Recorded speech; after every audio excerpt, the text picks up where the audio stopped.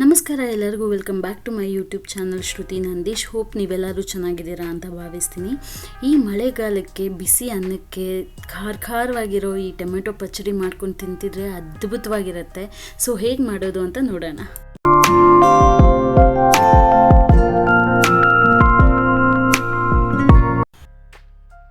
ಏನೇನು ಇಂಗ್ರೀಡಿಯೆಂಟ್ಸ್ ಬೇಕೋ ಅದನ್ನೆಲ್ಲ ನೋಡ್ಕೊಳ್ಳೋಣ. ಸ್ವಲ್ಪ ಕೊತ್ತಂಬರಿ ಬೀಜ, ಮೆಂತೆಕಾಳು, ಬೆಳ್ಳುಳ್ಳಿ ಮತ್ತು ಕಡಲೆ ಬೀಜ, ಹಸಿಮೆಣ್ಸಿನ್ಕಾಯಿ, ಕೊತ್ತಂಬರಿ ಸೊಪ್ಪು. ಹಸಿಮೆಣ್ಸಿನ್ಕಾಯಿ ನಿಮಗೆ ಖಾರ ಹೇಗೆ ಬೇಕೋ ಆ ಥರ ತೊಗೊಳ್ಳಿ. ಆ್ಯಂಡ್ ಟೊಮೆಟೊ, ಸ್ವಲ್ಪ ಅರಿಶಿನ,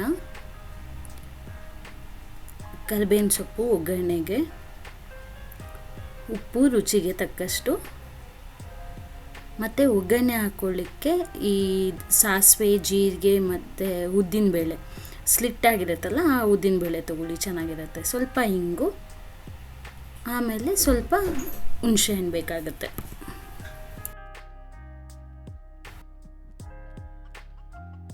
ಮಾಡೋದು ಸಿಕ್ಕಾಪಟ್ಟೆ ಈಸಿ. ಒಂದು 10 ನಿಮಿಷಕ್ಕೆಲ್ಲನೂ ಈ ಡಿಶ್ ಆಗೋಗುತ್ತೆ. ಸ್ಪೆಷಲಿ ಬ್ಯಾಚುಲರ್ಸ್ ಯಾರಾದರೂ ಇದ್ದವರೆ ಅವ್ರಿಗೆ ಸಿಕ್ಕಾಪಟ್ಟೆ ಯೂಸ್ ಆಗುತ್ತೆ. ಇದು ಏನಿಲ್ಲ, ಸ್ವಲ್ಪ ಎಣ್ಣೆ ತೊಗೊಂಡು ಫಸ್ಟು ಕಡಲೆ ಬೀಜನ ಹಸಿ ವಾಸನೆ ಹೋಗೋವರೆಗೂ ಹುರ್ಕೋಬೇಕು. ಸ್ವಲ್ಪ ಕೆಂಪಾಗಬೇಕು. ಅದ್ರ ಜೊತೆಗೆ ಧನಿಯಾ ಮತ್ತು ಮೆಂತೆ ಇರುತ್ತಲ್ಲ ಅದನ್ನು ಹುರ್ಕೊಬೇಕು. ಅದನ್ನು ಹುರ್ಕೊಂಡು ಸಪ್ರೇಟಾಗಿ ಎತ್ತಿಟ್ಕೊಬೇಕು.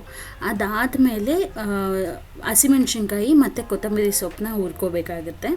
ಅದಾದಮೇಲೆ ಏನು ಟೊಮೆಟೊ ಹಚ್ಚಿಟ್ಕೊಂಡಿರ್ತೀರೋ ಟೊಮೆಟೊ ಅದಕ್ಕೆ ಒಂದು ಸ್ವಲ್ಪ ಉಪ್ಪು ಹಾಕಿ, ಯಾಕಂದರೆ ಆ ಉಪ್ಪು ಹಾಕಿದ್ರೆ ಬೇಗ ಬೇಯ್ಕೊಳ್ಳುತ್ತೆ ಅಂತ ಒಂದೇ ಒಂದು ರೀಸನ್ಗೆ ಟೊಮೆಟೊಗೆ ಸ್ವಲ್ಪ ಉಪ್ಪು ಹಾಕಿ ಬೇಯಿಸ್ಬಿಟ್ಟು ಸ್ವಲ್ಪ ಆವಾಗೇ ಅರಿಶಿನ ಹಾಕಿ ಚೆನ್ನಾಗಿ ಅದನ್ನು ಬೇಯಿಸ್ಕೋಬೇಕಾಗುತ್ತೆ. ಅಂದರೆ ಆ ನೀರಿನ ಅಂಶ ಹೋಗಬೇಕು ಟೊಮೆಟೊದಲ್ಲಿ, ಅದನ್ನು ಹೋಗೋವರೆಗೂ ಅದನ್ನು ಚೆನ್ನಾಗಿ ಬೇಯಿಸ್ಕೋಬೇಕಾಗುತ್ತೆ. ಕೆಲವ್ರಿಗೆ ಅನ್ನಿಸ್ಬೋದು ಐರನ್ ಕಡಾಯಿನಲ್ಲಿ ಮಾಡ್ತಿರೋದ್ರಿಂದ ಏನಾದರೂ ಐರನ್ದು ಸ್ಮೆಲ್ ಬರ್ಬೋದಾ ಅಂತ ಅಂದ್ಬಿಟ್ಟು. ಆ ಥರ ಏನೂ ಬರಲ್ಲ. ನೀವು ಐರನ್ ಕಡಾಯಿನಲ್ಲಿ ಅಡುಗೆ ಮಾಡಿದ್ಮೇಲೆ ಅದರೊಳಗೆ ಇಡೋಕ್ಕೆ ಹೋಗಬೇಡಿ. ಅದರೊಳಗೆ ಇಟ್ಟರೆ ಹುಳಿ ಮತ್ತು ಈ ಐರನ್ ಅಂಶ ಇರೋದ್ರಿಂದ ಕಡಾಯಿನಲ್ಲಿ ಸ್ವಲ್ಪ ಸ್ಮೆಲ್ ಬರೋ ಚಾನ್ಸಸ್ ಇರುತ್ತೆ. ನೀವು ಬೇರೆ ಕಡಾಯಿನಲ್ಲಿ ಎತ್ತಿಟ್ರೆ ಅದು ಆ ಸ್ಮೆಲ್ಲೇನು ಹಿಡ್ಕೊಳ್ಳಲ್ಲ, ಅದು ಆರಾಮಾಗೆ ಮಾಡ್ಬೋದು. ಬಟ್ ಇದಂತೂ ಎಷ್ಟು ಚೆನ್ನಾಗಿರುತ್ತೆ ಅಂತಂದರೆ ನನ್ನ ಒನ್ ಆಫ್ ದ ಫೇವ್ರೆಟ್ ಅನ್ಬೋದು. ಇದನ್ನು ನಾನು ಆಂಧ್ರ ಇದರೊಳಗೆ ನೋಡೇ ಕಲ್ತ್ಕೊಂಡಿದ್ದು. ನನಗೆ ತುಂಬ ಇಷ್ಟ ಆಗುತ್ತೆ ಈ ಟೊಮೆಟೊ ಗೊಜ್ಜು. ಕಾಮನಾಗೆ ನಾವು ಸೌತ್ ಇಂಡಿಯನ್ಸು ಸ್ಪೆಷಲಿ ಕರ್ನಾಟಕದಲ್ಲಂತೂ ಮಾಡ್ತಾನೆ ಇರ್ತೀವಿ. ಇದನ್ನು ಒಂದ್ಸಲ ಟ್ರೈ ಮಾಡಿ. ಬಿಸಿ ಅನ್ನಕ್ಕೆ ತುಪ್ಪ ಹಾಕ್ಕೊಂಡು ಇದನ್ನು ಹಾಕ್ಕೊಂಡು ತಿಂತಾಯಿದ್ರೆ ಬಾಯಲ್ಲೆಲ್ಲ ಈಗೂ ನೀರು ಬರ್ತಾ ಇದೆ. ನೋಡ್ತಾ ಇದ್ರೆ ನನಗೆ ಇನ್ನೊಂದ್ಸಲ ಮಾಡ್ಕೊಂಡು ತಿನ್ನಬೇಕು ಅಂತ ಅನ್ನಿಸ್ತಾ ಇದೆ. ನೀವು ಟ್ರೈ ಮಾಡಿ, ನನಗೆ ಹೇಗಿತ್ತು ಅಂತ ಕಮೆಂಟ್ ಮಾಡಿ ತಿಳಿಸಿ.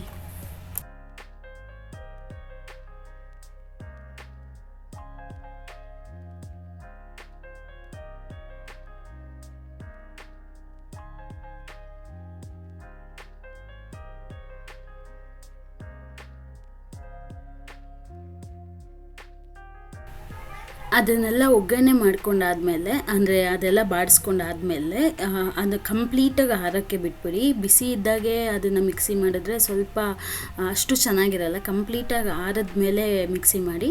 ಫಸ್ಟು ಹಸಿಮೆಣ್ಸಿನ್ಕಾಯಿ, ಕೊತ್ತಂಬರಿ ಸೊಪ್ಪು, ಬೆಳ್ಳುಳ್ಳಿ, ಆಮೇಲೆ ಕಡಲೆಬೀಜ ಇದೆಲ್ಲನೂ ಒಂದು ರೌಂಡು ಸ್ವಲ್ಪ ಮಿಕ್ಸಿ ಮಾಡ್ಕೊಳ್ಳಿ. ಅದಾದಮೇಲೆ ಟೊಮೆಟೊನ ಹಾಕಿ ಚೆನ್ನಾಗಿ ನುಣ್ಣಗಾದ್ರೂ ಮಿಕ್ಸಿ ಮಾಡ್ಕೊಳ್ಳಿ, ಸ್ವಲ್ಪ ತರಿಯಾಗಾದ್ರೂ ಮಿಕ್ಸಿ ಮಾಡ್ಕೊಳ್ಳಿ. ಅದು ನಿಮಗೆ ಟೇಸ್ಟಿಗೆ ತಕ್ಕಂಗೆ ಮಾಡ್ಕೊಳ್ಳಿ. ಅದಕ್ಕೊಂದು ಸಣ್ಣ ಒಗ್ಗರಣೆ ಕೊಟ್ರಂತೂ ಇನ್ನೂ ಸಖತ್ತಾಗಿರುತ್ತೆ. ಮಧ್ಯ ಮಧ್ಯ ಇದು ಏನು ಉದ್ದಿನಬೇಳೆ ಸಿಗ್ತಾಯಿದ್ರೆ ಇನ್ನೂ ಸಖತ್ತಾಗಿರುತ್ತೆ. ಅದಕ್ಕೋಸ್ಕರ ನಾನು ಒಗ್ಗರಣೆ ಮಾಡಿಕೊಂಡೆ. ಒಗ್ಗರಣೆ ಇಲ್ಲದೇನೂ ತಿನ್ಬೋದು, ಹಂಗೂ ಚೆನ್ನಾಗಿರುತ್ತೆ. ಒಗ್ಗರಣೆ ಹಾಕಿ ಕೊತ್ತಂಬರಿ ಮಾಮೂಲಿ ಎಲ್ರಿಗೂ ಒಗ್ಗರಣೆ ಹಾಕೋದು ಗೊತ್ತಿರತ್ತಲ್ಲ, ಅದೇ ಥರ ಒಗ್ಗರಣೆ ಹಾಕಿ ಅದನ್ನು ಚೆನ್ನಾಗಿ ಬಾಡಿಸಿ. ಇನ್ನೊಂದು ಸಲ ಬಾಡಿಸಿದಾಗ ಏನಾಗುತ್ತೆ, ಅದರ ರಾ ಸ್ಮೆಲ್ ಏನಾದರೂ ಇತ್ತು ಅಂದರೆ ಅದು ಕೂಡ ಹೋಗುತ್ತೆ. ಯಾಕಂದರೆ ನಾವು ಬೆಳ್ಳುಳ್ಳಿ ರಾ ಆಗಿ ಹಾಕಿದ್ದು, ಆ ಬೆಳ್ಳುಳ್ಳಿ ಸ್ಮೆಲ್ಲೆಲ್ಲನೂ ಹೋಗುತ್ತೆ.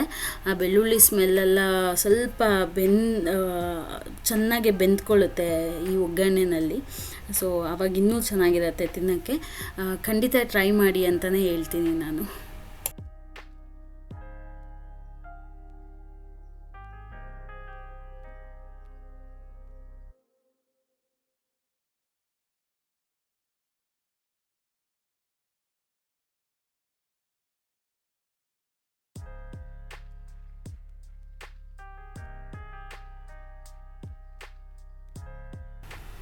ಇದು ತುಂಬ ಚಿಕ್ಕ ವಿಡಿಯೋ ಆಗಿರುತ್ತೆ. ಸೊ ಹೋಪ್ ನಿಮಗೆ ಇಷ್ಟ ಆಯಿತು ಅಂತ ಭಾವಿಸ್ತೀನಿ. ಖಂಡಿತವಾಗ್ಲೂ ಒಂದ್ಸಲ ಟ್ರೈ ಮಾಡಿ ಮನೆಯಲ್ಲಿ. ಇಷ್ಟ ಆದರೆ ಲೈಕ್ ಮಾಡಿ, ಶೇರ್ ಮಾಡಿ ಮತ್ತು ಕಮೆಂಟ್ ಮಾಡಿ. ಮತ್ತೆ ಮುಂದಿನ ವಿಡಿಯೋದಲ್ಲಿ ಸಿಗ್ತೀನಿ. ಅಲ್ಲಿವರೆಗೂ ನಮಸ್ಕಾರ. ಮತ್ತು ಯಾವ ಥರ ಕಂಟೆಂಟ್ ಬೇಕು ಅಂತ ಹೇಳ್ಬಿಟ್ಟು ನನಗೆ ತಿಳಿಸ್ಕೊಡಿ. ಸೊ ನನಗೆ ಯಾವ ಥರ ನಿಮಗೆ ಇಷ್ಟ ಆಗುತ್ತೋ ಆ ಥರ ಕಂಟೆಂಟ್ನ ಮಾಡೋಣ ಅಂತ ಅಂದ್ಕೊಂಡಿದ್ದೀನಿ.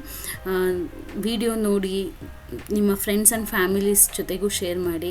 ಈ ಪಚಡಿ ಅಂತೂ ಖಂಡಿತವಾಗ್ಲೂ ಟ್ರೈ ಮಾಡಿ ಅಂತ ಹೇಳ್ತೀನಿ.